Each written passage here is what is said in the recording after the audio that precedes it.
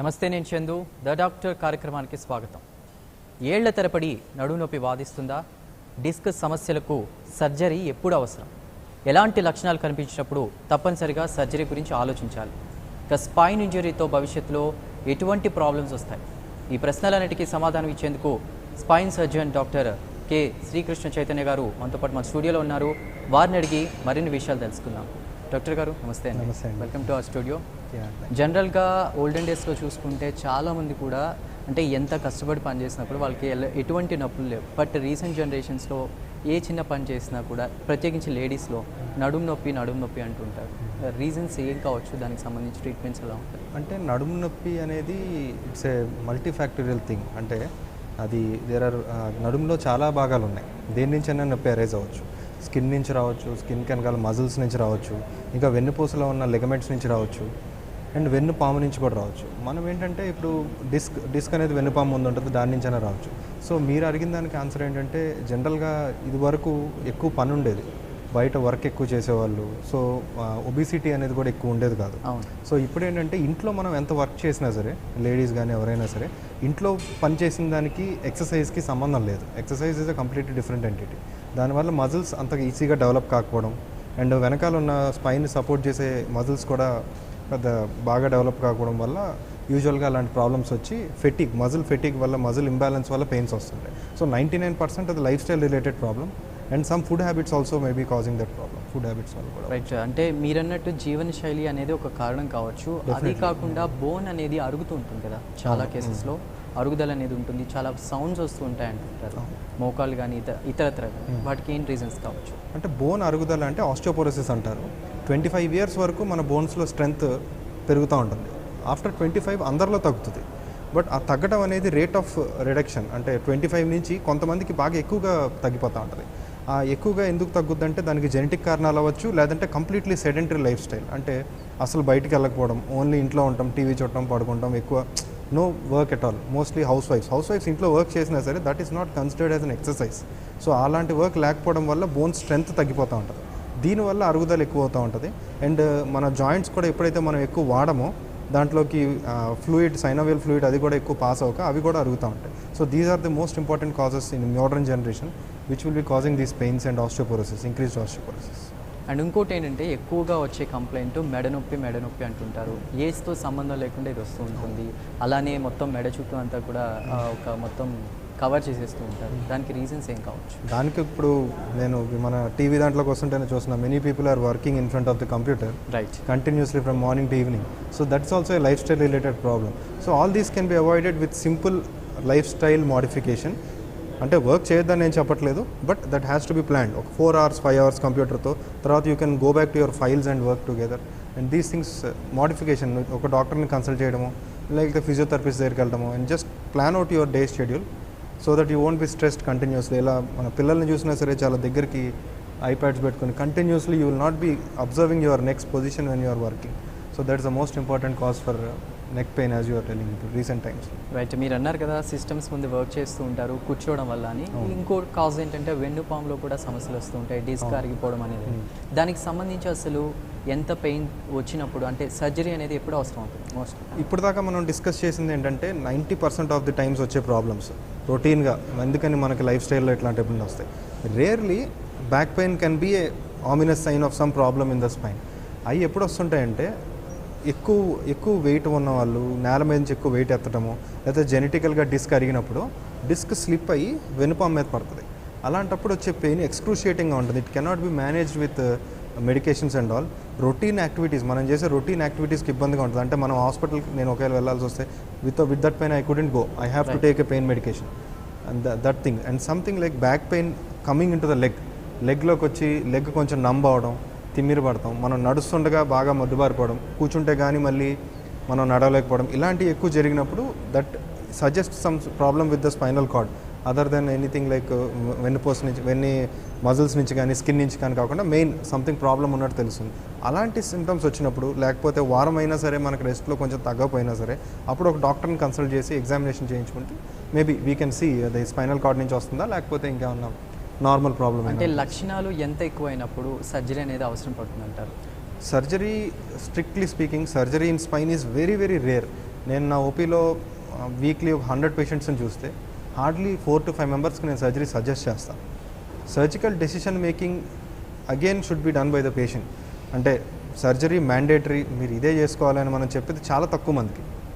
But 90% of the times మనం ఏం చెప్తామంటే, చూడండి సర్జరీ చేస్తే ఈ బెనిఫిట్స్ ఉంటాయి, సర్జరీ లేకపోతే ఈ బెనిఫిట్స్ ఉంటాయి, అండ్ సర్జరీ చేయడం వల్ల మీ పెయినే కాకుండా నెక్స్ట్ ఫ్యూచర్లో ఒక next coming 10 years 15 years your life style will be much better. అంటే మీరు వాకింగ్ స్టైల్ బాగుంటుంది, మీరు ఎక్కువ రెస్ట్ తీసుకోవాల్సిన అవసరం లేదు, ఈ పెయిన్ ఏదైతే ఉందో మెడికేషన్స్ అవసరం ఉండదు మీకు సర్జరీ తర్వాత. అలాంటి సజెషన్స్ మనం ఇస్తాం. So patient should decide about surgery.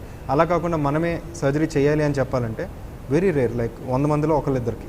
That's called extreme conditions. అట్లాంటప్పుడు తప్ప స్పైన్లో సర్జరీ అవసరం ఉండదు.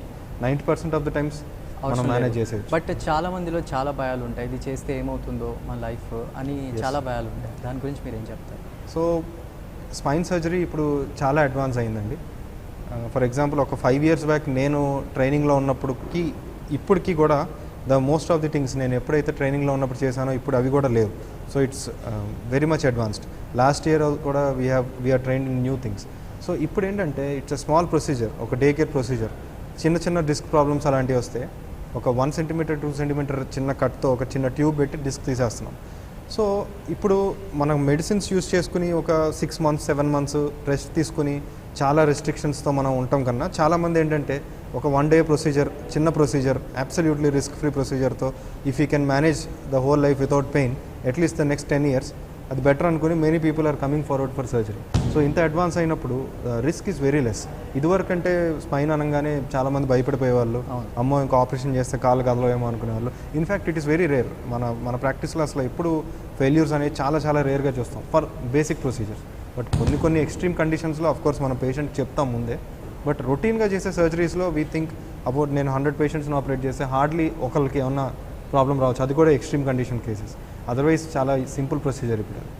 అయితే దీనికి సంబంధించి కొన్ని ట్యూమర్స్, క్యాన్సర్స్ ఉంటాయి కదా, దానికి సంబంధించి ఎలా ఉంటుంది ఇప్పుడు స్పైనల్ ఆంకాలజీ అనేది వెరీ అన్టచ్డ్ సబ్జెక్ట్ ఇండియాలో. ఏంటంటే many people are operating on tumours, but ఇండియాలో ఇఫ్ యూ కెన్ సీ, నేను యూఎస్లో కొన్నాళ్ళు ఉన్నప్పుడు స్పైనల్ ఆంకాలజీకి సపరేట్ వింగ్ ఉంటుంది. మన ఇండియాలో ఏంటంటే every spine surgeon, neuro surgeon or orthopaedic surgeon they will go and do the things. But ఇప్పుడు ఏంటంటే ఒక ట్యూమర్ వస్తే దాన్ని మనం జస్ట్ వేరే భాగాలకి వెనుప మీద పడకమే కాకుండా ఆ కంప్లీట్గా ట్యూమర్ రిమూవ్ చేసే టెక్నాలజీ కూడా వచ్చేసింది. There are many classifications. So ఆ లేటెస్ట్ టెక్నాలజీతో లేటెస్ట్ క్లాసిఫికేషన్స్ యూస్ చేసి మన ట్యూమర్ని మొత్తం బాడీ నుంచి తీసేసే అవకాశాలు కూడా ఉంటాయి. సో ఇట్లాంటివి ఏమైనా మనం చేయగలిగితే స్పైనల్ ట్యూమర్ని మన దేశంలో కూడా if you can develop a lot, then చాలా బాగుంటుంది పేషెంట్స్కి. సో మెనీ పేషెంట్స్ అవి తెలియక దే విల్ బి యాజిటేటెడ్ అనమాట. లైక్ మన ట్యూమర్ వచ్చింది, అది స్పైన్కి పాకిందంటే ఇంకా దేర్ అండ్స్ మెటాస్టాసిస్ వచ్చేసింది, ఆ తర్వాత మన లైఫ్ ఉండదు అనుకుంటాం. అండ్ అందరూ కొంతమంది మెడికల్ ఫెటర్నిటీలో కూడా దీని గురించి పెద్దగా అవగాహన లేదు, because this is a very dry topic. And including spine surgeons కూడా ఇండియాలో చాలా తక్కువ మంది ఉన్నారు who have lot of good knowledge about spine. మన టెక్స్ట్ బుక్స్లో తీసుకున్నా సరే అందరూ ఫారెన్ ఆథర్స్ వస్తారు. Something like we have done a couple of topics which have come in to international journals of course. But I think spine should develop in India a lot in the view of spinal oncology. Awareness kuda koncham create avvalantaru. Right, awareness kuda koncham create avvalante. Yes, definitely awareness should be a lot. Chala awareness ravali.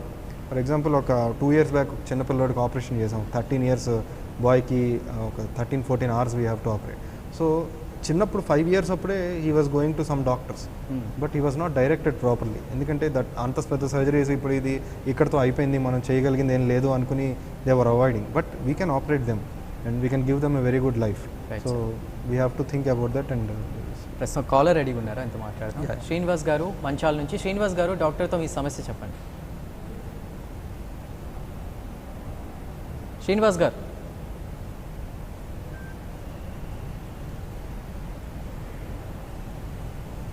Right, call cut అయినట్టుంది. So అంటే చాలామంది ఎక్కువసేపు అలా కూర్చున్నప్పుడు కానీ అట్లా నొప్పి, stress feel అవుతుంటారు. ఎస్పెషలీ సాఫ్ట్వేర్ పీపుల్ కానీ వాళ్ళని చూసుకుంటే కంటిన్యూగా అవర్స్ టుగెదర్ వాళ్ళు వర్క్ చేస్తూ ఉంటారు. వాళ్ళకి మీరు ఇచ్చే సజెషన్ ఏంటి సార్? అంటే ఈ పెయిన్స్కి వీటికి సంబంధించి కూడా ఏమైనా సజెషన్ ఇస్తారా? ద మోస్ట్ ఇంపార్టెంట్ థింగ్ ఏంటంటే when you start your work in the morning you have to do a basic warmup exercises. At least 1/2 an hour to 45 minutes మనం వార్మప్ చేయాలి. అంటే all the muscles in the body should be exercised before going for work. అది ఒక 45 minutes చేయడం కానీ లేదంటే jogging కానీ చేసి then you have to go for work. And వర్క్లో ఉన్నప్పుడు కూడా కాన్స్టెంట్గా ఒకే పొజిషన్లో కూర్చోకుండా every 1 hour or every half an hour you have to get up and walk for little bit 5 minutes 10 minutes walk చేయడం. అలాగే ఐ స్ట్రెయిన్ కూడా ప్రివెంట్ చేయడానికి you sit near a window where you can focus on something which is far away from you rather than sitting and కంప్యూటర్ని డైరెక్ట్గా చూడటం కన్నా ఇలాంటి రెగ్యులర్గా చేసి అండ్ మీ వర్క్ని కూడా 4 hours షిఫ్ట్స్ మార్నింగ్ 9 to 2 తర్వాత 5 to 8 అట్లా డివైడ్ చేసుకుంటా ఉండి మళ్ళీ ఈవినింగ్ కూడా తొందరగా ఇంటికి వచ్చేసి have good food, spend time with your family and reduce your work stress. Along with that you have to exercise a little. ఇవన్నీ చేసామనుకోండి 99% యూ కెన్ కంట్రోల్. బట్ చాలామంది ఏంటంటే వర్కింగ్ అవర్స్ పెంచేసుకుని maybe for financial reasons or maybe for job stress or something else they are highly compromising on their health. దీనివల్ల ఏంటంటే you might work more in this time but long రన్లో చూసుకుంటే your capacity to work will come down a lot. Last suppose 30 years if you start working now, next 50 years మీరు పని చేయలేరు. Hardly 40 years తర్వాత you will be bed ridden and you will have all sorts of problems. ఇవన్నీ ఉంటాయి. So you have to be cautious about your health. ఈ basic fitness అంతే. మామూలుగా మనకు డయాబెటీస్ ఎలా వస్తుందో, బీపీ ఎలా వస్తుందో, బ్యాక్ పెయిన్ కూడా అలాగే వస్తుంది. That's nothing special about it. Okay sir, ప్రస్తుతం కాలర్ రెడీ ఉన్నారు. శ్రీనివాస్ గారు మంచాల నుంచి. శ్రీనివాస్ గారు నమస్తే అండి, డాక్టర్ గారు ఉన్నారు, మీ సమస్య చెప్పండి.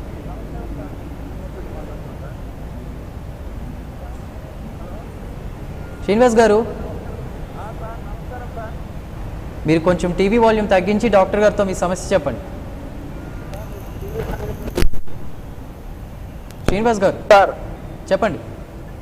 సార్ నాది రీసెంట్గా చెయ్యి ఇరిగింది సార్. ఓకే. అయితే సార్ ఇప్పుడు మాకు ఇక్కడ కామినేని హాస్పిటల్ పక్కకు హాస్పిటల్లో చూపించుకున్నాము. అయితే వాళ్ళు పెయిన్ కానీ మందులు రాసి అవి వేసుకుంటే బాగా కడుపులో నొప్పి లేస్తుంది సార్. అవి వేసుకుంటే ఓకే కాల్షియం టాబ్లెట్లు పెయిన్ కు రాశారు. ఓకే ఓకే అవి వేసుకుంటే కడుపు నొప్పి లేస్తుంది, దురద వస్తుంది సార్ బాగా. ఓకే. వాయిస్ కొంచెం క్లారిటీ లేదు. మీరు నాకు చెప్తే రీసెంట్గా యాక్సిడెంట్లో చేతులు విరిగాయని చెప్తున్నారు. అయితే దానికి సంబంధించి ఒక హాస్పిటల్కి వెళ్తే మెడిసిన్ ఇచ్చారు, దానివల్ల కడుపులో నొప్పి అండ్ దురదలు వస్తున్నాయి అంటారు. దానికి మీరేం చెప్తారు? ఏం లేదండి, రీసెంట్గా యాక్సిడెంట్ అయినప్పుడు మీకు చేతులు ఇరుగా జనరల్గా అది సర్జరీ అన్న చేస్తారు లేదంటే కట్ అన్న కడతారు. ఆ నొప్పి కోసం ఎప్పుడన్నా ఇస్తే పెయిన్ కిల్లర్స్ ఇస్తారు యూజువల్గా. అది హైఫెనాక్ అట్లా ఐసిక్లోఫెనాక్ అట్లాంటివి అవ్వచ్చు, లేదంటే రొటీన్ పెయిన్ కిల్లర్స్ అవ్వచ్చు. But most of the pain killers మీరు ఏది వాడినా సరే పెయిన్ కిల్లర్స్కి మన స్టమక్ మీద ఎఫెక్ట్ ఉంటుంది, అంటే అసిడిటీ కొంచెం ఉంటుంది అనమాట.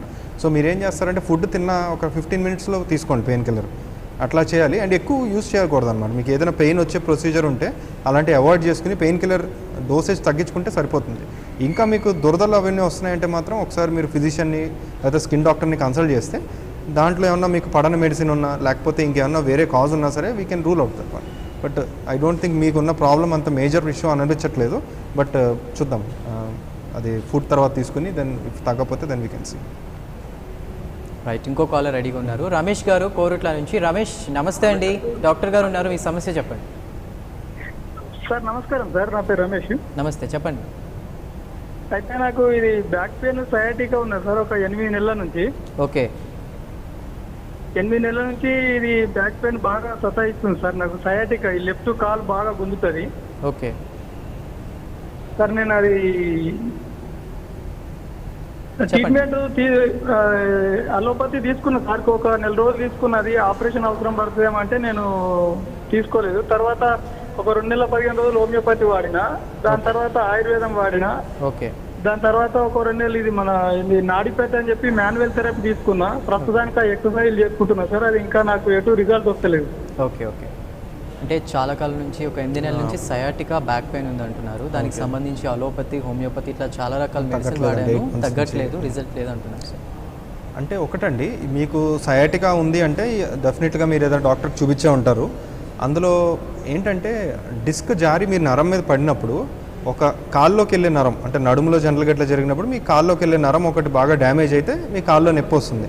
ఆ కాల్లో వచ్చే నొప్పిని సయాటికా అంటారు. జనరల్గా ఏంటంటే సయాటికా వచ్చినప్పుడు ఆ పెయిన్ కన్నా ఎక్కువ మీ కాళ్ళల్లో బలం ఎంత తగ్గిందనే చూసుకోవాలి. ఫర్ ఎగ్జాంపుల్ బలం అనేది 0 to 5 అంటారు, 3 to 4/5 వరకు ఇట్ ఈస్ ఓకే.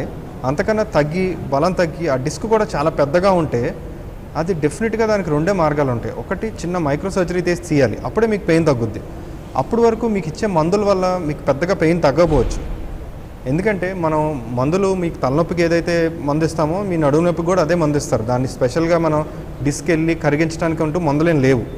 సో ఆ పెయిన్ అలాగే ఉంటుంది. బట్ మీరు లైట్ కొన్ని ఎక్సర్సైజెస్, కొంచెం ఫిజియోథెరపీ అలాంటివి చేస్తే టెంపరీగా పెయిన్ రిలీఫ్ వస్తుంది. అదే మీ కాళ్ళలో బలం బాగానే ఉండి పెయిన్ కొంచెం ఎక్కువ ఉందంటే అవి చేయొచ్చు. కాళ్ళలో బలం తగ్గితే మాత్రం అప్పుడు మీరు స్పైన్ సర్జన్ని కన్సల్ట్ చేసి ఏం చేయాలనేది చూడాలి. ఇంకో విషయం ఏంటంటే ఒక 2 years వరకు, అట్లీస్ట్ 1.5-2 years ఈ పెయిన్ మనకు ఉండి ఎక్కువ బలం తగ్గకపోతే మనం అలాగే మేనేజ్ చేసుకోగలిగితే ఆటోమేటిక్గా డిస్క్ కరిగిపోయే అవకాశాలు కనీసం 50% ఉంటాయి. అంటే చాలామందికి నేను మళ్ళీ ఎంఆర్ఐ రిపీట్ చేసి చూస్తే 1.5 years తర్వాత బయటకు వచ్చిన డిస్క్ ఫ్రాగ్మెంట్ కనిపించదు. సో ఆటోమేటిక్గా మన బాడీయే దాన్ని హీల్ చేస్తుంది. అప్పటి వరకు యూ హ్యావ్ టు ఓపిక పట్టాలన్నమాట, తప్పదు. అండ్ చిన్న ఫిజియోథెరపీ ఎక్సర్సైజెస్, వెయిట్ లాస్ అలాంటి ప్లాన్ ఎక్సర్సైజెస్ చేస్తున్నాను బట్ యూజ్ లేదు అంటున్నారు. లేదు డెఫినెట్గా యూజ్ ఉంటుంది. అది మనము ఎట్లాంటి ఎక్సర్సైజ్ చేస్తున్నారు ఏంటనేది మనం ఒక ప్రాపర్ స్పైన్ సర్జన్ దగ్గరికి వెళ్ళి కన్సల్ట్ చేయాలి. యూజ్ లేదు అంటే దానికి 2 reasons. ఐదర్ ఎక్సర్సైజ్ సరిగ్గా చేయట్లేదనైనా, లేకపోతే ఆ డిస్క్ చాలా పెద్దది అండ్ కాళ్ళలో వీక్నెస్ ఉందని అర్థం అనమాట. అంత పెద్ద డిస్క్ ఉన్నప్పుడు మనకి కన్జర్వేటివ్గా ఎక్సర్సైజ్ చేస్తూ పెద్దగా తగ్గపోవచ్చు, రిస్క్ కొంచెం ఎక్కువ ఉంటుంది. Right sir. ప్రస్తుతం మరో కాలర్ రెడీగా ఉన్నారు. ఉషారాణి గారు వరంగల్ నుంచి. ఉషారాణి గారు నమస్తే అండి, మీ సమస్య చెప్పండి డాక్టర్ గారు. నమస్తే అండి, చెప్పండి నమస్తే. మీ ప్రాబ్లం ఏంటో చెప్పండి మేడం. 25 సంవత్సరాల నుండి లూపస్ వ్యాధితో బాధపడుతున్నా. చెప్పండి. నమస్తే. చెప్పండి మేడం, కొంచెం గట్టిగా మాట్లాడండి. నడుము నొప్పి అండి. ఓకే ఒక 20 సంవత్సరాల నుంచి బాగా నడుము నొప్పితో బాధపడుతున్నారంట. దానికి అదే అమ్మ, మీరు బ్యాక్ పెయిన్ ఎప్పుడైనా సరే మన లైఫ్ స్టైల్ నుంచి వస్తుంది. చాలామంది ఏంటంటే 50-60 years ఏజ్ పీపుల్ నా దగ్గరకు వస్తారు. వచ్చి ఇట్లా బ్యాక్ పెయిన్ అండి 20 years నుంచి వాడతావా, ఎన్ని మందులు వాడినా తగ్గట్లేదు అంటారు. నడుము నొప్పి మందులు వాడితే తగ్గదమ్మా. నడుము నొప్పి మందులకి కన్నా మన లైఫ్ స్టైల్ రిలేటెడ్ దానికే తగ్గుద్ది. అంటే ఫర్ ఎగ్జాంపుల్ 25 years నుంచి మనం ఎక్కువ వెయిట్స్ ఎత్తో, లేకపోతే మనం సరిగ్గా లైఫ్ స్టైల్ పాటించుకో, ఫుడ్ హ్యాబిట్స్ సరిగ్గా లేకో వచ్చిన ప్రాబ్లము మనం ఒక వారం రోజులు మెడిసిన్స్ యూస్ చేస్తే తగ్గదు. సో ఆ 25 years వెనక్కి వెళ్ళి మనం మళ్ళీ దాన్ని మేనేజ్ చేయలేము కూడా. సో ఇప్పటి నుంచి అది పెరగకుండా ఉండాలంటే, అట్లీస్ట్ ఇప్పటి నుంచి ఈ ఉన్న నొప్పి ఎక్కువ అవ్వకుండా ఉండాలంటే we have to follow certain things. అదేంటంటే ఒక స్పైన్ సర్జన్ కానీ, ఒక ఆర్థోపెడిక్ డాక్టర్ని కానీ ఎవరైనా మీరు కన్సల్ట్ చేసి ఎట్లాంటి ఎక్సర్సైజ్ చేసుకోవాలి, అసలు ఎందుకు వచ్చింది ఇది, దీన్ని కంటైన్ చేయడానికి ఏం చేయాలనేది చూస్తే డెఫినెట్గా అట్లీస్ట్ 30-40% రిలీఫ్ ఉంటుంది. మొత్తం తగ్గకపోయినా, మొత్తం నొప్పి తగ్గాలంటే ఏం చేయాలి, మీకు చాలా పవర్ఫుల్ పెయిన్ కిల్లర్స్ ఇవ్వాలి. సో డెఫినెట్లీ అట్లాంటివి వాడితే హెల్త్ చాలా డ్యామేజ్ అవుతుంది. అంటే ఈ నడుము నొప్పి తీసి పక్కన పెడితే దానివల్ల చాలా సైడ్ ఎఫెక్ట్స్ వస్తాయి. So psychological also. ఇంకోటి ఏంటంటే back pain is related to more office work, absenteeism and also psychological issues. 70% of the patients మా దగ్గరికి వచ్చే వాళ్ళు బ్యాక్ పెయిన్కి వాళ్ళకి వేరే సైకలాజికల్ ఇష్యూ ఏదో ఉంటుంది. అంటే stress related, stress tension anxiety disorder అంటారు, అదన్నా అవ్వచ్చు, లేకపోతే వర్క్ రిలేటెడ్ యాంగ్జైటీ అవ్వచ్చు, లేకపోతే ఏదో ఒక ప్రాబ్లం వాళ్ళకి ఏదో సైకలాజికల్గా వాళ్ళకి తెలిసిన వాళ్ళకి ఏదో ఇబ్బంది ఉండొచ్చు. ఇలాంటి వాటి వల్ల వాళ్ళకి బ్యాక్ పెయిన్ వస్తుంది. ఫర్ ఎగ్జాంపుల్ నిన్న ఒక patient they came to me and నువ్వు చూస్తుంటేనే సార్ నాకు బ్యాక్ పెయిన్ అసలు తగ్గట్లేదు, షీ స్వెటింగ్, యాంగ్షియస్గా కనిపించారు. హర్ ప్రాబ్లమ్ ఈజ్ దట్ వాళ్ళ హస్బెండ్ దుబాయ్లో ఎక్కడ వర్క్ చేస్తారు. In the last 10 years she is taking care of her daughter, only 1 daughter. ఆవిడ నాకు నడుము నొప్పి గురించి చెప్పడం కన్నా దీని గురించి ఎక్కువ మాట్లాడారు. సో యాజ్ అ డాక్టర్ మనం పేషెంట్ రాగానే ఒక పెయిన్ కిల్లర్ రాసి ఇవ్వకుండా we have to understand why they are having that pain situation. Definitely మన సైకాలజిస్ట్తో మాట్లాడి కొంచెం కౌన్సిలింగ్ ఇప్పించి చెప్పాం, see you have to understand how life goes on. వాళ్ళ హస్బెండ్తో you go and have a word with him, వాళ్ళు ఏమన్నా ఇక్కడ రావగలుగుతారేమో చూడండి, because that is the cause of her pain. It's not that నిజంగా ఆవిడకి ఏమీ ప్రాబ్లం లేదు. సో ఇలాంటి విషయాలు కొంచెం మనం చూసుకుని ఇప్పుడు మీరు మాట్లాడుతున్నా సరే you can see that there is little bit of anxiety in the patient. నాకు 25 years నుంచి విల్ పవర్ స్ట్రాంగ్ ఉండాలి. ఆ కాజ్ ఆఫ్ పెయిన్ ఏంటనేది మనం తెలుసుకుని దానికే ట్రీట్మెంట్ ఇవ్వాలి. నేను మీకు కొంతమందికి నేను ఎన్ని పెయిన్ మెడిసిన్స్ ఇచ్చినా సరే పెయిన్ తగ్గదు. సో మనం మెడిసిన్ ఇచ్చి తగ్గలేదు అనిపించకుండా ఎగ్జాక్ట్లీ డయాగ్నోసిస్ ప్రాపర్గా ఉంటే definitely they will do fine. Chaitanya గారు, జనరల్గా వయసు పైబడి మీద వచ్చే పెయిన్స్ ఉంటాయి, కొన్ని డి విటమిన్ ఇట్లా తీసుకోకపోవడం వల్ల కానీ అలాంటివి వస్తూ ఉంటాయి. దానికి సంబంధించి మనం ఎలా గుర్తిస్తాం, అంటే ఇది వెరీ పెయిన్ఫుల్, దీనికి ఇలాంటి జాగ్రత్తలు తీసుకోవాలి, ఇది కాదు అని ఎప్పుడు నిర్ధారణ చేయొచ్చు? వైటమిన్ డి అనేది మన 70% ఆఫ్ ఇండియన్స్లో తక్కువే ఉంటుంది.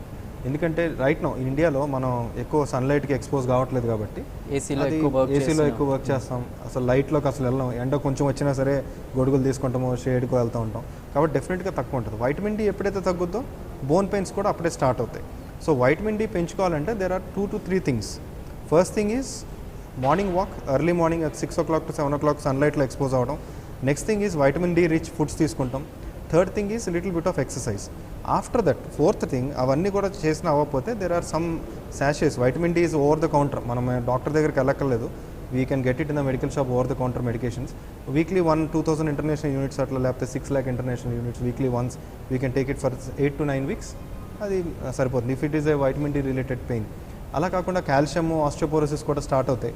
అలాంటివి ఏమైనా ఉంటే మాత్రం then you have to consult a doctor. Proper diagnosis, osteoporosis level ఎంత ఉందో చూసుకుని దానికి తగ్గట్టు మనం కాల్షియం మెడికేషన్స్ తీసుకోవాలి. That will be right sir. ప్రస్తుతం మరో కాలర్ రెడీ ఉన్నారు, శంకర్ రెడ్డి గారు కడప నుంచి. శంకర్ రెడ్డి గారు నమస్తే అండి. డాక్టర్ గారు ఉన్న స్టూడియోలో మీ సమస్య చెప్పండి. Good afternoon sir. Good afternoon, చెప్పండి సార్. నాకు ఒక 3 years నుంచి కాలు నడక స్లో అయింది సార్. ఓకే. ఎక్కువ నడుము భాగంలో విపరీతమైన నొప్పి వస్తుంది. ఒక 10 నిమిషాలు కన్నా కూర్చొని లేస్తే కాలు దానికే మనకు తెలియకుండానే గడగడగ పదటము, సూదులు కూర్చుంటున్నాము, కరెంట్ షాక్ కూర్చుంటున్నాము. ఓకే. ఆ విధంగా ఉంది సార్. అసలు నడక చాలా స్లో అయిపోయింది. ఓకే. ఏంటి పరిస్థితి అనేది అర్థం కావడం లేదు సార్. ఓకే. అది సార్. శంకర్ గారు, మీరు చెప్పింది అర్థమైంది. మీకు కాలు నొప్పి వస్తూ ఉంటుంది నడుములోంచి. ఒక 10 నిమిషాలు, పావు గంట కూర్చుని లేకంగానే మేబీ ఆయనకి బాగా కాలు పట్టేయడం అట్లా జరుగుతుంది. సో దీనికి 2 రీజన్స్ ఉంటాయి. ఒకటి, మేము చెప్పినట్టు ఇందాక చెప్పినట్టు డిస్క్ జారినా సరే కాలు నొప్పి వస్తుంది. ఇంకోటి ఏంటంటే మోకాల్లోనూ, అరికాల్లో కానీ, మోకాలు చిప్పల దగ్గర కానీ అరుగుదల స్టార్ట్ అయినా సరే అలా ఎక్కువసేపు కూర్చుని మీరు లెగంగానే, లేదంటే రాత్రిపూట లెగిసి బాత్రూమ్కి వెళ్ళాలన్నా సరే బాగా నొప్పిగా ఉంటుంది. అంటే ఇనీషియల్గా కొంచెం బాగా కూర్చుని లెగిసిన తర్వాత ఒక 10 to 15 minutes బాగా పెయిన్ వస్తూ ఉంటుంది. ఈ 2 ప్రాబ్లమ్స్లో మీకు దేని వల్ల పెయిన్ వస్తుంది అనేది ఫస్ట్ చూసుకోవాలి.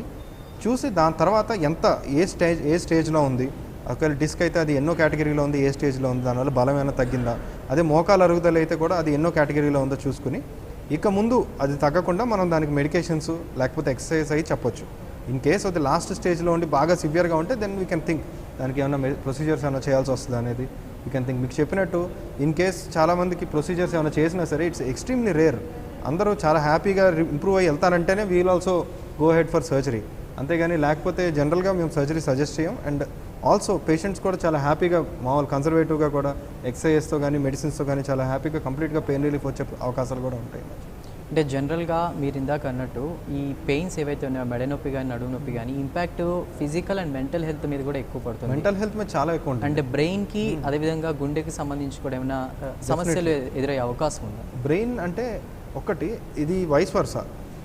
బ్రెయిన్లో స్ట్రెస్ ఉండి వాళ్ళకి సైకలాజికల్ ఫియర్ కానీ స్ట్రెస్ కానీ ఉంటే అది బ్యాక్ పెయిన్ కింద బయటపడే అవకాశాలు చాలా ఉన్నాయి.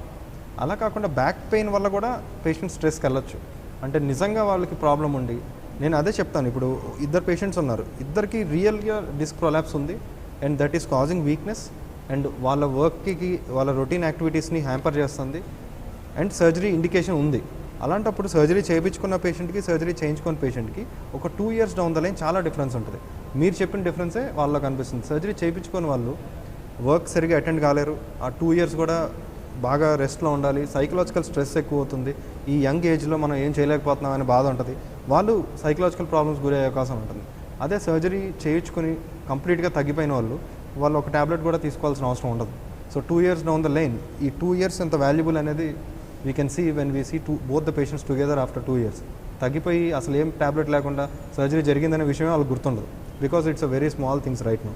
సో అందుకనే ఏంటంటే ఒక ప్రాపర్ కన్సల్టెంట్ని చూసి, ఒక డాక్టర్ని చూసి you have to get diagnosed. అది ఏంటంటే ప్రాబ్లము, ఈ ప్రాబ్లమ్కి ఒకవేళ మనం ఏమైనా ప్రొసీజర్ చేస్తే అది ఎంతవరకు సక్సెస్ అవుతుంది, అది చిన్న ప్రాబ్లమా, బెనిఫిట్ అండ్ రిస్క్ 2 చూసుకుని అప్పుడు మనం దానికి ముందుకెళ్ళాలి. వెళ్తే ఇట్లా సైకలాజికల్ స్ట్రెస్ కూడా చాలా తగ్గించవచ్చు బ్యాక్ పెయిన్ వల్ల. అండ్ చైతన్య గారు, ఫైనల్గా స్పైనల్ ఇంజ్యూరీ అయితే దానికి సంబంధించి సర్జరీ అనేది ఎంతవరకు సేఫ్, అలానే మీ సజెషన్ ఏంటి ఫైనల్గా? స్పైనల్ ఇంజరీ అనేది ఎక్స్ట్రీమ్లీ డేంజరస్ సిచ్యువేషన్.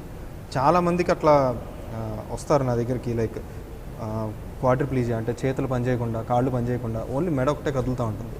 అలాంటి వాళ్ళలో దేర్ ఆర్ 2 types. అంటే మనం ఒక 4 categories డివైడ్ చేస్తాం. ఒక కేటగిరీ ఏంటంటే మనం సర్జరీ చేసినా ఇంప్రూవ్ అవ్వరు, అది మనకు ముందే తెలిసిపోతుంది. బట్ మనం ఛాన్స్ తీసుకుంటాం, అంటే విల్ సీ మనం ఎట్లా అవుతుంది అనేది చూడొచ్చు. ఇంకో కేటగిరీ ఏంటంటే సర్జరీ చేస్తే ఇంప్రూవ్ అవుతారు. అలాంటిది అలా సర్జరీ చేస్తే ఇంప్రూవ్ అవుతారనే పేషెంట్స్కి ఇప్పుడు మినిమల్ ఇన్వేజివ్ ప్రొసీజర్ చాలా వచ్చినాయి. అంటే golden hour, at least 8 hours to 10 hours లోపల హాస్పిటల్కి రాగలిగితే మనం చిన్న ప్రొసీజర్ ఒకటి చేసి ఇమీడియట్గా అదే రోజు మనం నించోబెట్టే అవకాశాలు ఉంటాయి. వాళ్ళ లంగ్స్లో వాటర్ అయి చేరకుండా ఉంటాయి అండ్ స్పైనల్ షాక్ నుంచి కూడా తొందరగా బయటకు వస్తారు. అలాంటివి చేస్తే దే విల్ బీ ఫైన్. అలాంటి పేషెంట్స్ చాలామంది ఉన్నారు, కంప్లీట్ జీరో పవర్తో వచ్చి ఇప్పుడు హ్యాపీగా నడుస్తున్న వాళ్ళు ఉన్నారు.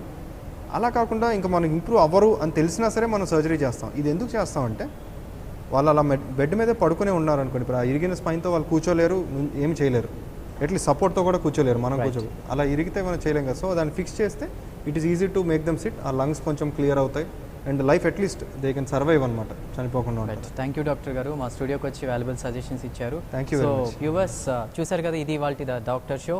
Keep watching 99 TV.